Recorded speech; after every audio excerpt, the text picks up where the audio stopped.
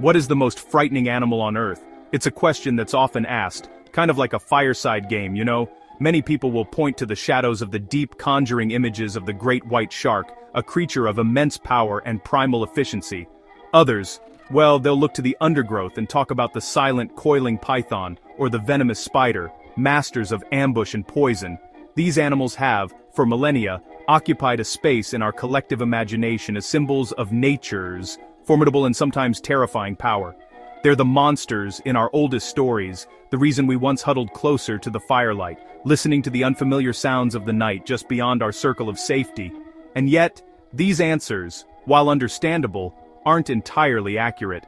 They're born of instinct, of a deep-seated fear of fangs and claws that our ancestors knew all too well. But the statistics, the cold, hard numbers, tell a very different story. Sharks are responsible for a mere handful of human fatalities each year, maybe 10 on average, across the entire globe. Snakes, while more dangerous, account for tens of thousands of deaths, mostly in rural areas where medical care is scarce. Spiders, despite their fearsome reputation, cause fewer than a dozen deaths annually. These creatures, for all their evolutionary weaponry, are not our greatest threat. They're simply wild animals, acting on instinct, defending their territory, or hunting for their next meal. The truth is, honestly, far closer to home. It's a truth we see every day in the headlines of our news and the pages of our history books. If we're to be honest in our assessment, we have to turn the mirror upon ourselves. In any given year, hundreds of thousands of people die at the hands of other humans. And this figure, astonishingly, doesn't even include the casualties of declared wars, or the tragic toll of accidents. We're talking here about direct, intentional violence, murders, assaults, and organized brutality. No other single species on the planet is responsible for such a systematic and widespread elimination of its own kind. When we look at the numbers, the conclusion is inescapable. The most dangerous animal, by a staggering margin, is Homo sapiens. We've harnessed our intelligence not only for creation, but also for destruction.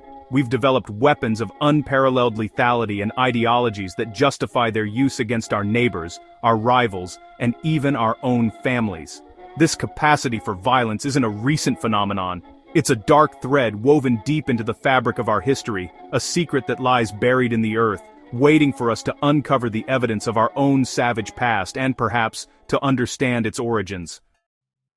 The story of humanity is often told as a triumphant march of progress. We picture our ancestors mastering fire, inventing the wheel, and developing agriculture, each step leading us further from a primitive existence and closer to the complex civilizations we know today.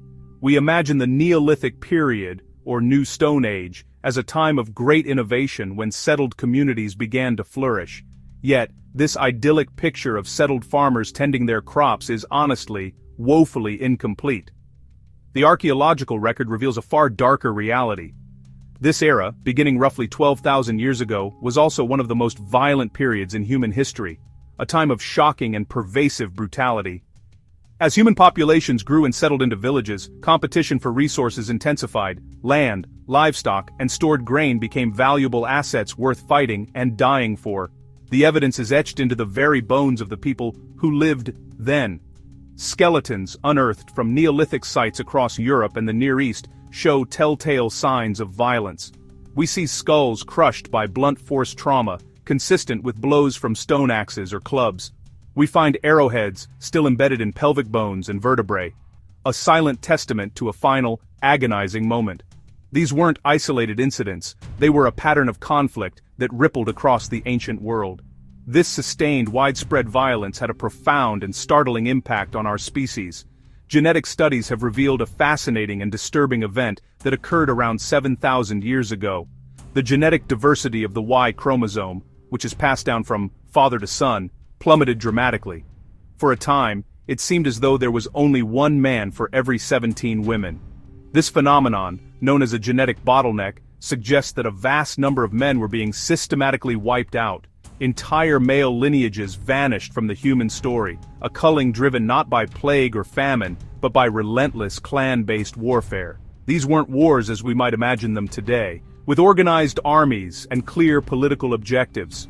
This was a more intimate and perhaps more terrifying form of violence. It was the neighboring village raiding at dawn, the ambush on a hunting party, the brutal extermination of a rival group to claim their territory and resources. It was a constant state of fear, where the world beyond one's own small community was filled with existential threats. The dawn of civilization, it appears, was painted in blood, a brutal struggle for survival that shaped who we are and culled our very ancestors. Nowhere is the evidence for this Neolithic savagery more stark or more chilling than at a site in southwestern Germany known as Herxheim. Discovered in the 1990s during a construction project, this ancient enclosure, dating back over 7,000 years, has since yielded one of the most disturbing archaeological finds in European history. At first, it looked like a typical village of the linear pottery culture, one of the first farming communities in the region. But as excavators dug deeper, they uncovered something truly horrific. A mass grave of unparalleled scale and brutality. The remains of at least 500 individuals, and possibly as many as 1,000, had been thrown into the village's surrounding ditches. These weren't the victims of a single swift battle. The dead were a diverse group, including men, women, infants, and children. They weren't from the local area. Analysis of their tooth enamel revealed they came from various regions. Some from as far as 400 kilometers away. It seems Herxheim was not their home, but their final, terrifying destination. The bones tell a story of systematic, almost industrial-scale processing. Skulls were methodically shattered, long bones were snapped in half to extract the marrow, and rib cages were broken open. The violence wasn't just meant to kill, it was meant to dismember and dismantle the human body. The weapons used were the common tools of the day, turned to a gruesome purpose. Sharp flint blades were used to slice flesh from bone, leaving behind thousands of distinctive cut marks that archaeologists can read like a text. Stone axes were used to deliver crushing blows, not just to the head, but to limbs and torsos. The sheer number of victims and the uniformity of their injuries suggest a methodical, practiced procedure. This wasn't a chaotic massacre, but a deliberate and organized event, repeated over and over again for several decades. The scene is almost unimaginable, a place of slaughter where hundreds of people were brought, killed, and butchered. What makes Herxheim so uniquely horrifying is the sheer scale and the intimate nature of the violence. The victims weren't just killed, they were processed like animals. Their bodies were treated as a raw material, to be broken down into their constituent parts. The ditches were filled not with articulated skeletons, but with a jumble of shattered bones, teeth, and pottery fragments. It was a charnel pit, a place that seems to defy all notions of respect for the dead. It forces us to confront a deeply unsettling aspect of our ancestors' behavior, a capacity for cruelty that is honestly difficult for us to comprehend. The question that haunts archaeologists at Herxheim is simple: why? Why were so many people brought to this one location only to be systematically butchered? The evidence points towards a conclusion that is both fascinating and deeply disturbing: ritualized cannibalism. The cut marks on the bones aren't random, they mirror the marks left by prehistoric hunters when butchering deer or wild boar. The flesh was carefully stripped away. The long bones were broken to access the nutritious marrow inside. This wasn't violence for violence's sake. It appears the victims were consumed, their bodies providing sustenance in the most horrific way imaginable. But this was likely more than just a desperate act of survival. The context suggests a powerful ritual element. The broken bodies were mixed with high-quality pottery, animal bones, and even decorative items. It seems these acts of cannibalism were part of a larger, ceremonial event, perhaps a desperate attempt to deal with a period of immense social or environmental stress. Some theories propose that Herxheim became a ritual center, a place where communities gathered to perform these grisly rites, maybe believing they could restore balance to a world that was falling apart. The cannibalism was not just about food, it was a symbolic act of power and desperation. One of the most macabre discoveries at Herxheim, and at other sites from this period, is the creation of skull cups. Archaeologists found skull caps that had been carefully prepared. The lower jaw and facial bones were removed, and the edges of the cranium were smoothed and shaped to form a drinking vessel. The symbolism is potent and chilling. To drink from the skull of an enemy, or perhaps even an honored ancestor, is the ultimate act of domination or communion. It transforms the human body into an object, a tool, a ritual artifact. It's a practice that speaks to a mindset where the boundaries between the sacred and the profane, the human and the object, were terrifyingly fluid. Herxheim isn't alone in revealing such horrors. Similar, though smaller-scale sites have been found across Neolithic Europe. At Talheim in Germany, a mass grave contained the remains of 34 individuals, all killed by axe blows to the head. In Asparnschletz, Austria, another pit held the skeletons of nearly 70 people, almost all men slain in what appears to have been the complete annihilation of a community. These discoveries paint a consistent picture of a world where life was precarious and brutal. The evidence for cannibalism and ritual violence forces us to reconsider the nature of our early ancestors, revealing a capacity for calculated cruelty that is, honestly, profoundly unsettling. Our journey into the dark history of human violence now takes us from Stone Age Europe to the magnificent civilization of ancient Egypt. Here, amidst the towering pyramids and golden treasures, we find evidence of a different, yet equally brutal custom. In 2011, at the site of the ancient city of Avaris in the Nile Delta, archaeologists made a startling discovery. Within the grounds of a great palace, they unearthed 4 pits. The first 2 contained nothing remarkable. But the other 2 held a grim collection. At least 12 severed right hands, all large, suggesting they belonged to adult males. It was a chilling and unprecedented find in the archaeology of Egypt. These hands were not simply discarded. They were trophies. They were buried with ceremony within the sacred grounds of a royal palace, specifically in front of the throne room. This placement is significant. It suggests that these hands were presented to the ruler as proof of victory in battle. The discovery was made at a palace dating to the Hyksos dynasty, a line of kings of foreign origin who ruled northern Egypt for over a century, around 3,600 years ago. This dynasty was known for its military prowess, and it appears this gruesome practice was part of their method for rewarding soldiers and keeping a precise count of the enemy dead. For an Egyptian soldier, this tradition represented a powerful incentive. By presenting the severed right hand of a slain enemy to his commander, he was providing undeniable proof of his kill. There was no way to falsify the count. In return for this grisly trophy, the soldier would be rewarded. The reward was known as the Gold of Valor, a significant payment that could elevate a common soldier's status and wealth. This system transformed an act of extreme brutality into a transactional, economic exchange.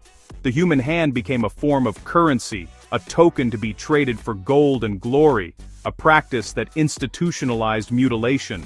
The choice of the right hand was deeply symbolic.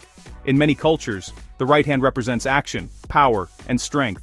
To take an enemy's right hand was to symbolically rob them of their power, even in death. It was the ultimate statement of domination. For the Hyksos rulers, displaying these trophies in front of their throne was a constant and potent reminder of their military might. It sent a clear message to all who entered the palace. This is the price of defiance. The palace was not just a center of governance, it was a theater of power, where the severed limbs of enemies were part of the decor.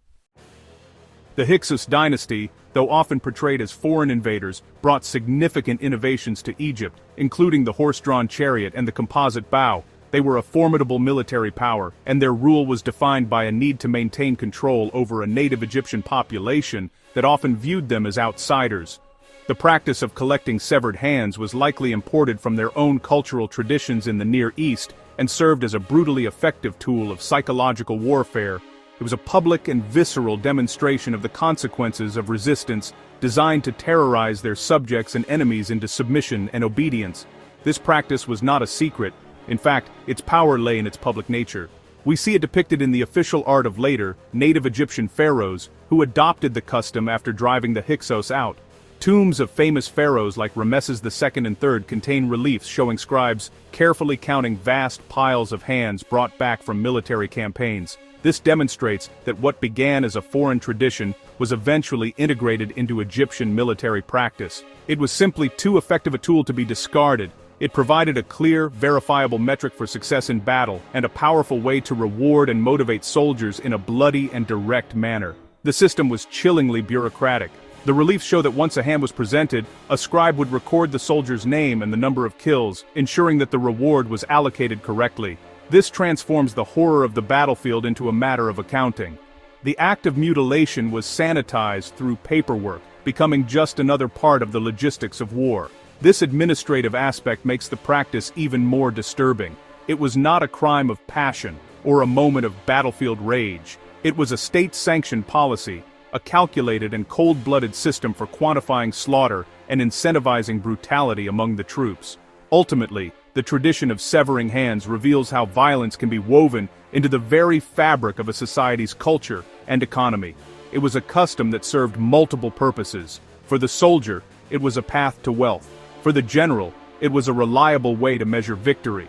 For the pharaoh, it was a powerful symbol of his absolute authority and his kingdom's military dominance. The severed hand was more than just a body part. It became a symbol of power, a unit of account, and a tool of state control, reminding us that even the most advanced civilizations can build their foundations upon acts of calculated cruelty. The discoveries at Herxheim and Avaris are not mere historical curiosities. They are windows into the darker aspects of human nature, aspects that we often prefer to ignore or dismiss as relics of a primitive, unenlightened past. These archaeological sites force us to confront an uncomfortable truth. The capacity for extreme systematic violence is not an aberration. It is a recurring pattern in our species' history.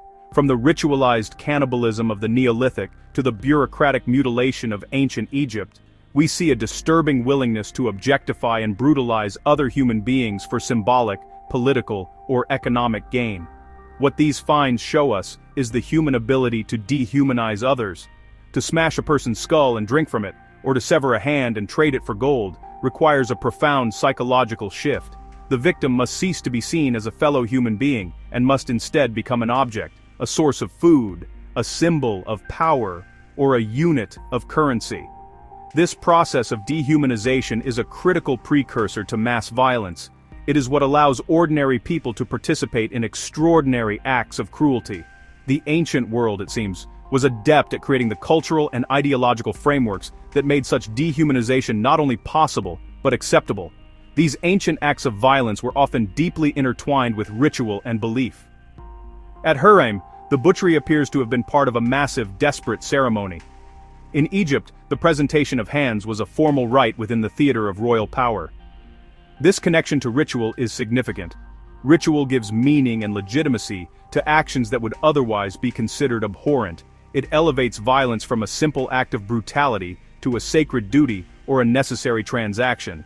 By wrapping cruelty in the cloak of ceremony, our ancestors were able to perpetrate and perpetuate horrors on a scale that is difficult to fathom. When we excavate these sites, we are not just digging up bones and artifacts. We are excavating the darkest corners of the human psyche. We are unearthing evidence of the instincts that still lie dormant within us. The instinct for tribalism, the fear of the other, the capacity to rationalize violence, and the desire for power are not ancient relics. They are part of our shared inheritance as a species. These archaeological discoveries serve as a powerful and humbling reminder that the veneer of civilization is thin, and that the shadows of Herxheim and Avaris stretch further than we might care to admit. Looking back at the butchery of Herxheim or the trophy hands of Avaris can feel like gazing into a distant and alien world. It is tempting to reassure ourselves that we have evolved beyond such barbarism, that we are more civilized, more humane than our ancestors. And, in many ways, we have made progress. The global decline in violence over recent centuries is real and significant. We have developed laws, institutions, and ethical frameworks designed to protect human life and dignity. Yet, to believe we are immune to the darkness of our past would be a profound and dangerous mistake. The 20th century alone, with its genocides and industrial-scale warfare, is a testament to that fact. The lessons from these ancient horrors are not about judging our ancestors, they are about understanding ourselves. They reveal the terrifying ease with which human beings can be driven to commit atrocities, especially when fueled by fear, scarcity, ideology, or the promise of reward. They show us that violence is not always the result of chaotic rage, but can be a product of cold, calculated systems. Whether it was the ritualized processing of bodies in a Neolithic enclosure, or the bureaucratic accounting of severed hands in a pharaoh's court, these acts were organized and purposeful. This organized cruelty is perhaps the most chilling lesson of all. These discoveries hold up a mirror to our own nature. They remind us that the human animal is a paradox. We are capable of extraordinary empathy, cooperation, and creativity. We compose symphonies, build cathedrals, and care for the vulnerable. But we are also the planet's most formidable predator, the only species that wages organized war on itself. Both of these truths coexist within us. Understanding this duality is essential. The past does not dictate our future, but it does inform our present. It warns us of the dangers of dehumanization, the seductive power of ideology, and the fragility of peace. Therefore, we must continue to dig. We must continue to uncover these difficult truths, not to revel in the horror, but to learn from it. Each shattered skull, each severed hand, is a voice from the past, whispering a warning. It tells us to be vigilant, to challenge the narratives that dehumanize others, and to remember that the capacity for both great good and great evil lies within us all. The study of ancient human violence is not just an academic exercise, it is a vital act of self-reflection. It is a way of understanding the shadows that have followed our species since its dawn, so that we may, with wisdom and humility, choose to walk in the light. Thank you for joining us on this deep dive into the shadows and brilliance of our shared human story. If you found this journey through ancient mysteries and the roots of human nature compelling, don't forget to subscribe to Planet Pulse. Hit the bell icon so you never miss an exploration into the secrets of our past. We have many more stories to uncover, from lost civilizations to unsolved archaeological puzzles and the ever-evolving saga of humanity itself. Stay curious, and together let's keep searching for the answers hidden beneath the sands of time. Until next time, this is Planet Pulse, where history comes alive.